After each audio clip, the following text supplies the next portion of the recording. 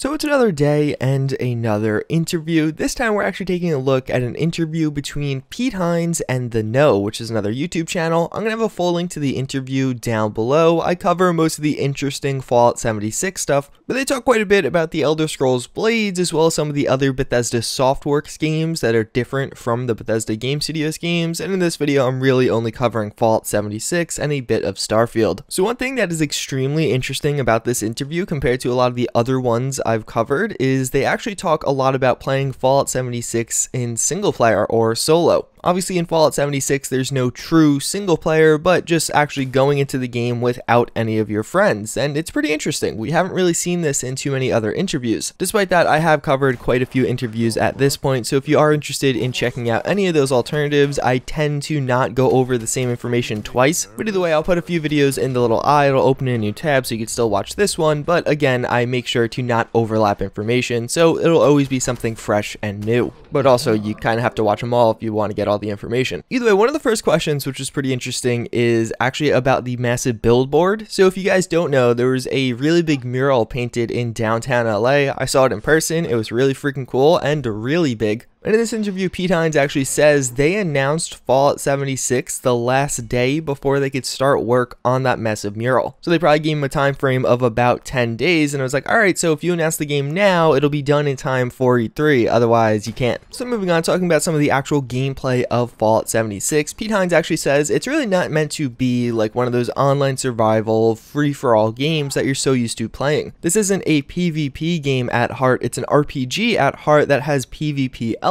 He expands on this a bit to actually say there's going to be a lot of rules governing the PvP to keep it tame, so things don't get out of control or of a nuisance onto the RPG elements or other aspects of this game. Something else interesting, he actually says that the player count isn't set in stone just yet, and it's actually going to be from playtesting. In the other interviews, we've actually heard of a player count between 24 and 32 players. There wasn't a ton of clarification on that, but what I took that to mean is they're not sure if it's going to be 24 cap or 32 cap. That's a decent sized range, so about an 8-player difference, which if you only have 24 players on this map, that's going to be fairly small. You could have 2 other squads of people walking around depending on what they choose. Although hopefully when we actually get private servers, we'll have a bit of flexibility with this to kind of customize it to our own liking. And also it doesn't really seem like there's going to be any way to select the server you play on here. You're just going to enter into matchmaking and it'll put you on one random server, very similar to how GTA Online works. But it also seems like you will be able to very easily join your friend's server. One thing not yet expanded on that I actually would love to know more about is how that exactly works. Do I have to be invited to my friend's server? Because if I could just join onto my friend's game and then kind of mess with them when they want to be playing solo, that could get a bit obnoxious. Like, especially me personally, if I'm trying to just play Fallout 76 to record some footage and a bunch of people join in the game and there's proximity voice chat, you could see how that could become a problem. I do hope for someone to actually get onto the same server as me, I have to invite them to that server or they'd have to just connect randomly. And then we get to what I think is the really interesting part of this interview, and that's where Pete Hines actually talks about his own experience with Fallout 76, and he says that he prefers playing solo than with a small group. If you guys don't know, as of right now in Fallout 76, you actually can play with up to 3 other players, so a group of 4 players total. You then of course have multiple groups on the server, but it seems like that could be like your little squad that is a team. And his own words are that playing solo in Fallout 76 feels a lot like Fallout 4, with the major distinguishing feature being that in Fallout 4, when you actually see a group of humans on the horizon, you pretty much know immediately how you're going to handle that situation or how that situation will be chosen for you by the game. If it's a group of raiders, you know you have to fight them or you could run away. If it's a group of traders, you can go up and trade with them. In Fallout 76, it's not going to be like this. When you see a group of 4 people on the horizon, you don't know what's going to happen. They might just try and kill you. You may successfully kill them, or you could trade with them, talk to them. There's a few different options here. And he goes on to say, let's say you guys do get into a fight. It's really no different than Fallout 4. In Fallout 4, let's say you find a Deathclaw on the horizon, try and take him down, fail a few times, but reload at your save and run back there, still trying to take him down. But then maybe you either eventually find success or do give up. Things will work exactly the same way in Fallout 76. Let's say there's a group of players up there, you try and take them down a few times, failing consistently, but eventually you could either give up or maybe you'll find success. And this was very much so framed in the context that you are the player actually running at this group of people, and then even if you die, you'll have another chance to actually run back at them. But this kind of made me think about, how does that feel for the group of people? So like, let's say I'm playing with a few others and I just have this one random player consistently running at me, and yes, let's say it's fairly easy to take him down. I can see that becoming a nuisance quite quickly. They have mentioned in other interviews there'll be anti-griefing or things trying to restrict the PvP, but like what is that thing that's going to prevent that player from just literally spending 2 hours of his time running at my group, and although dying, maybe every once in a while he'll actually be successful and take down one of my group members. I think that definitely could be a fun aspect of this game, but when it's not a fun aspect, when I don't really want that to be a major thing going on for 2 hours as I'm trying to maybe do a boss or do a quest or something, how is that going to be addressed? Then he goes on to say that VATS is largely in this game, so you don't have to be a skillful shooter. If you haven't watched any of the past videos, VATS is in Fallout 76, it just doesn't slow time, it's in real time now. But you can still target the body parts of other players, which should be very helpful. So let's say you spec out your characters being some great rifleman, it'll probably give you bonuses in VATS, whether that be through accuracy or even through damage. Although I'm really curious to see how this is actually going to pan out. Some players are probably going to come from like a CSGO background where aiming and getting headshots specifically is immensely important. Is there going to be a super obvious differentiation between someone who's good at just kind of freehand aiming and getting headshots versus someone using VATS? Because I have to imagine there will be. The time it takes to hit the V button and actually target someone's head and go through that process can be fairly long. This is one of those things that I really just want to see in game, so hopefully when we get the beta it'll become very clear as to how effective VATS is actually as a tool. He also does mention that you don't need to build and that you can actually just live a totally nomadic lifestyle. Technically they said you don't need to use settlement mode in Fallout 4 way back when. That turned out to be, I guess, technically true, but not really. You don't have to use it, but if you don't use it, you're missing a big component of the game. So I imagine it'll be similar in Fallout 76. Yes, you never have to build anything, but if you don't, you're going to be missing out on quite a few things. And of course, you can place almost anywhere in this game, which is pretty cool. That's a mod that a lot of people use for Fallout 4, and I know a lot of people are going to really enjoy that in Fallout 76. There's going to be a class system in this game that's very similar to Special, so you actually can spec down certain perk trees, and they actually did mention in previous interviews that whenever you level up, you could actually kind of reset your character, so all of your perk points that have been distributed will go back into your pool and you could just totally spec out in a different way. In addition, you actually can have multiple characters doing different things, so if you want one that's like a marksman and one that's a healer or something like that, those are options. But one major change I would expect, and something we've kind of seen in certain images, is a shift towards group-oriented perks and kind of classes, I guess. So maybe one that's a healer and can actually heal your team, one that's a builder or a crafter and actually can get components for your team. We know that ammo crafting is going to be a thing, and actually getting some of those more rare resources will be a component of this game and something that you probably have to fight over. So having somebody that could win the fight and then somebody else that has the perks to maximize the amount of resources you get will probably be a thing. And then finally, this is one that has been talked about a lot from this interview, and that's actually going to be on nukes. The only way you could use nukes in Fallout 76 is to predefined areas. So let's say there's 5 or 6 nuke sites on the map. After that, you can fire those nukes into, let's say, 40 distinct locations, but those are preset locations. It's not just wherever you want on the map. It kind of locks into that location. I don't actually know how many locations, they haven't said that, but I'm just giving you some context. And then anyone in that area will be alerted that, hey, a nuke's dropping on you, get out of the area. And they do mention there'll be plenty of time so you don't have to get nuked yourself. And exactly how many nuke sites are on a map is currently being balanced and will be balanced further through playtesting. I imagine the beta will be a major component in that because, you know, it's an online game and people are crazy. They'll probably get nukes within the first 12 hours of the game being released. But as of right now, they actually mentioned how there's going to be about 5 or 6 in the current build at least. So that's pretty much it. I actually feel like this interview gave, again, a lot of context about solo play and just even the fundamentals of the gameplay of Fallout 76. I don't envy the position of trying to explain fundamental gameplay mechanics of a video game without really being able to show you some of those instances. Like when I say, hey, this is what a glitch looks like in Fallout 4, you'll see this clip and it'll make a lot of sense to you. But if I had to actually walk you through what happened in that clip verbally, that would be way more difficult. And obviously, of course, then you have multiple interpretations of what happened based on my words, where when you actually see a video, it's pretty straightforward and conclusive. But again, hopefully the beta will be soon. And of course, before we end things off today, we actually do have the psych fun fact of the day, and that's going to be sponsored by BetterHelp. BetterHelp's a website where you actually can get your online counseling needs satisfied. Whether you have anxiety, depression, or really any other mental health issue, you can get connected with one of literally thousands of certified counselors. And one thing I really like about this platform is the method in which you kind of conduct your therapy is up to you. You just want to send messages and don't want a voice chat, that's totally okay. If you want to do Skype but without facecam, that's also okay. And of course, if you actually want a full-on face-to-face video chat, that is an option also. If you are interested, you can find a link at the top of the description down below. But either way, today's psych fun fact. So you know how like old people can't see stuff like close to you, and you're probably like, oh man, you know, you didn't take care of your eyes when you were young, blah, blah, blah. No, it's actually like your muscle that focuses your eye gets weak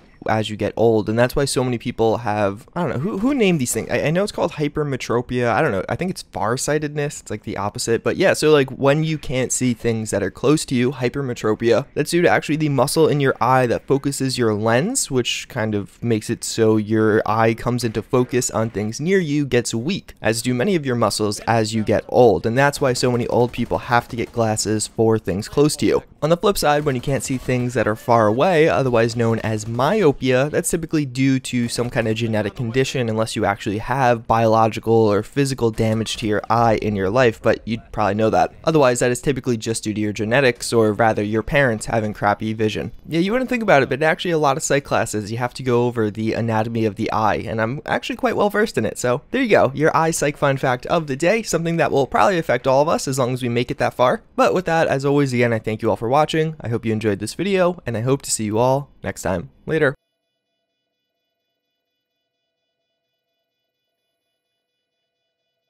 He'll be spot about then. They rush at you. No, in garage. About to peek. He's about to peek. Defusing. Good shit, thick boy. Mission successful.